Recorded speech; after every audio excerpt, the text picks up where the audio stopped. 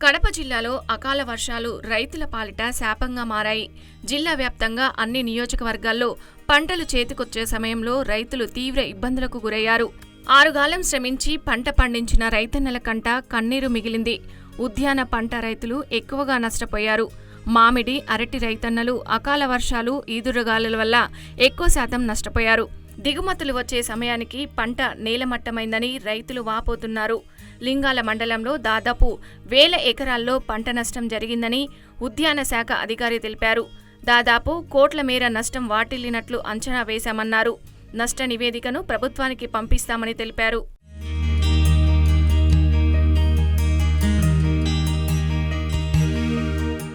జిల్లా వ్యాప్తంగా రైతులు సీజన్ను బట్టి పంటలు వేస్తూ ఉంటారు. ఇటీవల కాలంలో రైతులు ఎక్కువగా కర్బూజా, ఉల్లి వేసి తీరా పంట చేతికి వస్తుందని భావించిన రైతులకు నిరాశ మిగిలింది. బి కోడూరు మండలంలో గంగిరెడ్డి అనే రైతు ఇటీవల కాలంలో పంటలపై పెట్టుబడి పెట్టి భారీగా నష్టపోయాడని బీఆర్కే న్యూస్కు ప్రత్యేకంగా తెలిపాడు. దాదాపు 15 లక్షల పైన అప్పు చేసి పంట చేసుకున్నానని, కనీసం అగ్రికల్చర్ ఆఫీసర్లు ఎవ్వరూ కూడా ఎలాంటి అవగాహన ఇవ్వలేదని ఆవేదన వ్యక్తం చేశారు. దయచేసి 2 తూర్లు నష్టపోయినాను. గవర్నమెంట్ తరఫున ఒక ఆఫీసర్ కానీ అగ్రికల్చర్ ఆఫీసర్లు వచ్చి ఇదయ్యా ఫలానా పంట వేసుకో, ఫలానా విధంగా వేసుకో, ఈ నష్టపోయిన దానికి నేను ఏమన్నా దాదాపు 15 లక్షల దాకా 2 ఖరీఫ్ సీజన్లో 15 లక్షలు నష్టపోయాను. ఏదన్నా ఉంటే మాకు కొద్దిగా సహాయం చేయడమా, ఏమన్నా పోయిన దానికి నష్టపరిహారంగా అగ్రికల్చర్ ఆఫీస్ వచ్చి చెక్ చేసి మీరు కావాలంటే రియల్గా వచ్చి చూడండి. ఇప్పుడు ప్రజెంట్ ఇప్పుడే ఉండే తోటలో వదిలేసినాను. ఏదన్నా దానికి నష్టపరిహారం చేయడమా, కాదంటే కొద్దిగా మీరు వచ్చి సలహాలు ఇచ్చి మహేనంగా ముందుకు పోయేదానికి సహకరించండి. దయచేసి ఒక అగ్రికల్చర్ ఆఫీసర్లు కానీ గవర్నమెంట్ ఎంప్లాయీస్ కానీ ఎవరైనా వచ్చి అవగాహన తెలపమని చెప్తాను. మాకు ఏమన్నా నష్టపోయిన దానికి ఏదన్నా పోషకాలు కొద్దిగా ఇచ్చి మమ్మల్ని గడ్డని ఇవ్వాలగా కోరుకుంటున్నాను. కొన్ని చోట్ల రైతన్నలకు పంట బాగా పండినా కూడా గిట్టుబాటు ధర లేకపోవడంతో చేదు అనుభవమే మిగిలింది. మిరప కోసిన వారు అమ్ముకోలేక ముప్పు తిప్పలు పడుతున్నారు.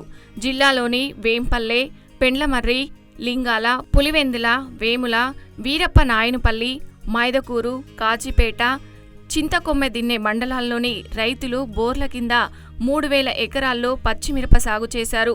పెండ్లమర్రి మండలంలోని బాలయ్యగారిపల్లె, నల్లయ్యగారిపల్లె, తిప్పరాజుపల్లె గ్రామాలలో రైతులు 800 ఎకరాలకు పైగా మిరప సాగు చేశారు. ఎకరా విస్తీర్ణంలో పంట సాగుకు విత్తనాలు, నారు, ఎరువులు, పురుగుల మందులకు 1.50 లక్షలు వెచ్చించారు. పంట కాలం 4 నెలలు. సాగు చేసిన మిరప ఆశాజనకంగా ఉండడంతో రైతులకు ఆశలు చిగురించాయి. ప్రస్తుతం పంట కోతలు సాగుతున్నాయి. పంట బాగా విరగ కాయడంతో ఎకరాకు 50 క్వింటాల చొప్పున దిగుబడి వచ్చింది.